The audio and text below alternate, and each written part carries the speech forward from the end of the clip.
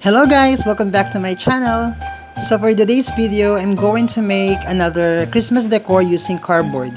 If you are new to my channel, please do like, subscribe, and share my video. Also, don't forget to click the notification bell to be updated on my next and future videos. Enjoy watching!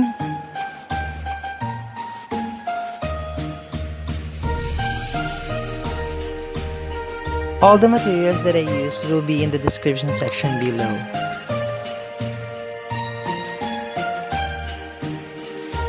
First, I measure and cut 5 pieces of 5 by 5 inches of cardboard.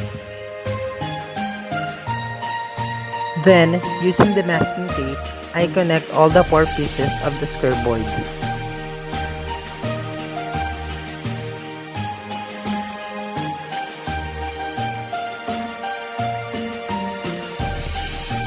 Measure and mark ½ inch inside the 4 squares, then cut it. This is how it looks.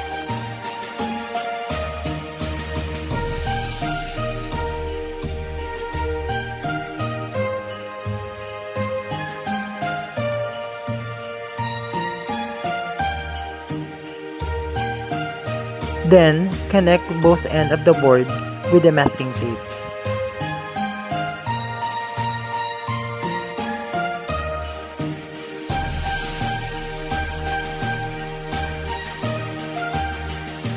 Hot glue the last piece of the square board in the bottom to make a box.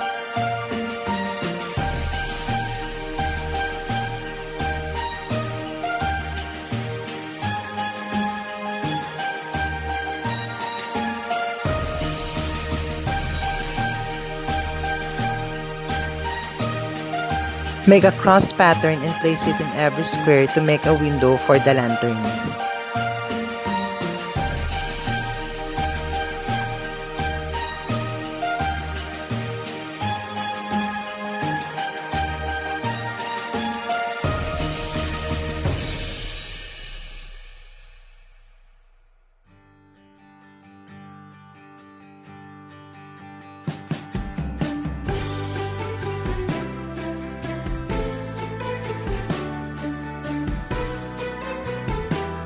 Now, for the roof, I will measure and cut 5.5 inches of cardboard.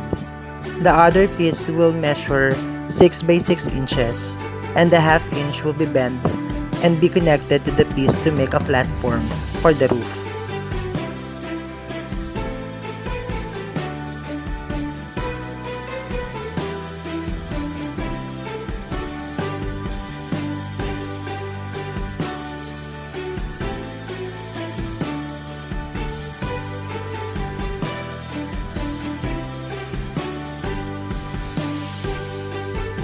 And this is how it looks.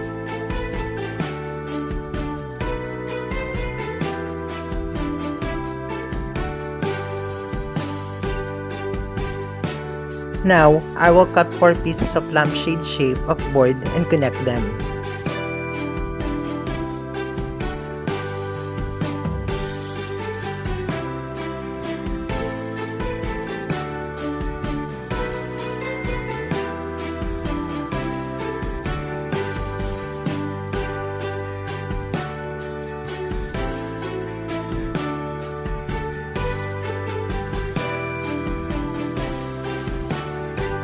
Then, hot glue it on the top of the platform, then cover the top hole. Now, I will get a soda plastic bottle and cut 2 inches from the cup head, then glue it on the top.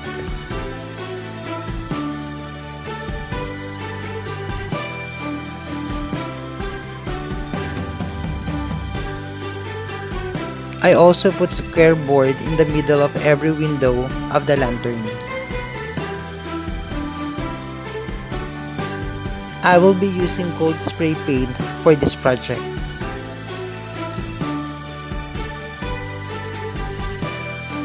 After the paint is dry, I will embellish the lantern with silver diamond wrapped and crystal sticker gems.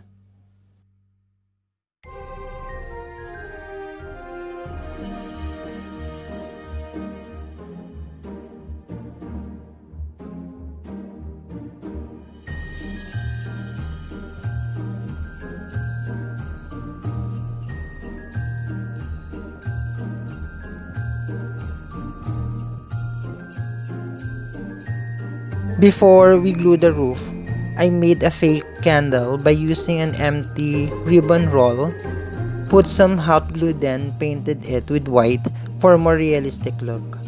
Then, place it inside the lantern. For the post of the lantern, where I'm going to hang it, I will be using this chocolate bucket, some cement and PVC pipe.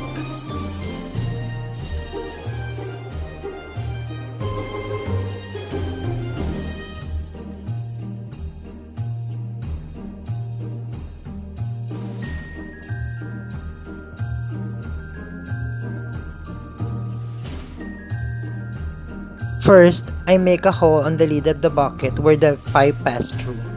I will mix the cement in the bucket and stick the pipe to it and wait to dry overnight.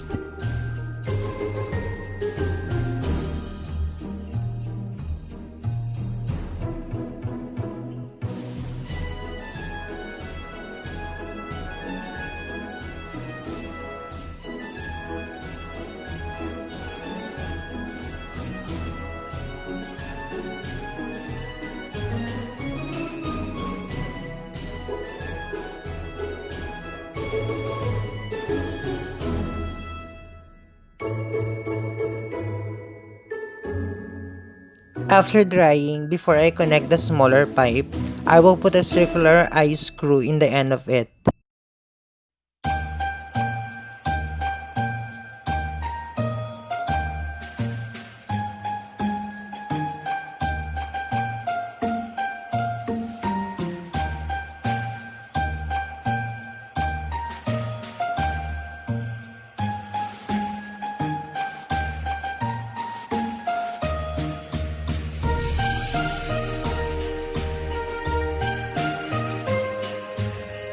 I will also put a hook screw in the middle of the bottle cap.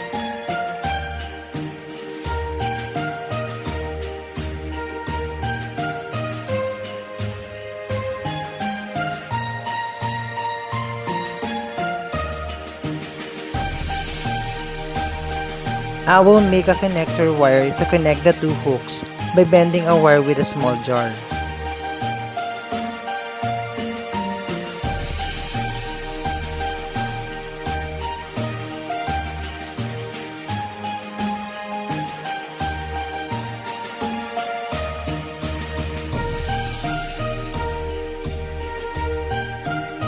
Now, I will paint the post with gold.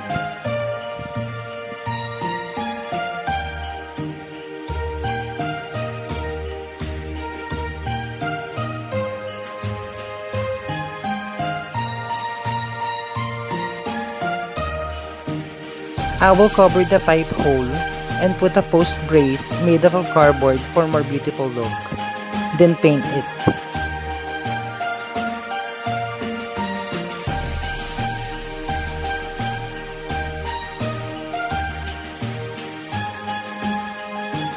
To decorate my lamppost, I will use diamond wrap.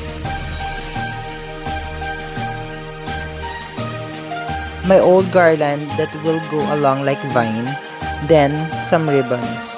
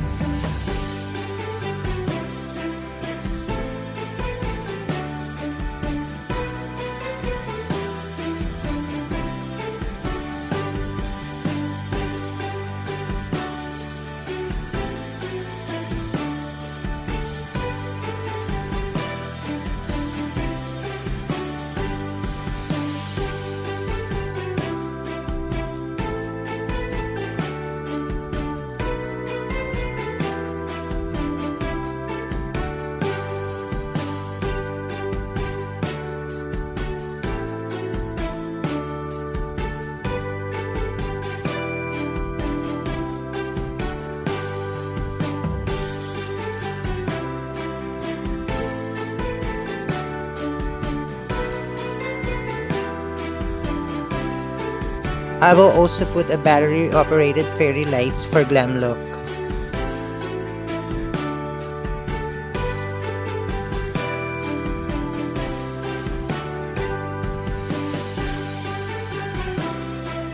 And this is the final look of my DIY hanging lantern made up of cardboard. I hope you like this project, guys.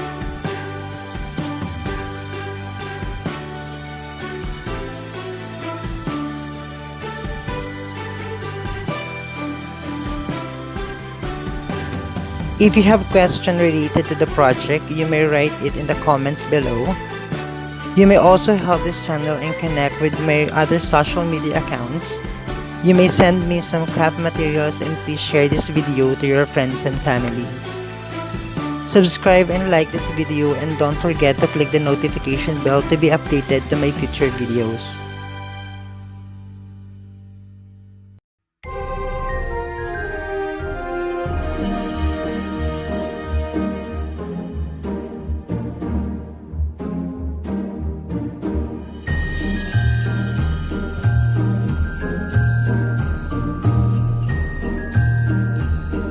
Thank you so much for watching the whole video, guys. Take care and stay safe. Bye!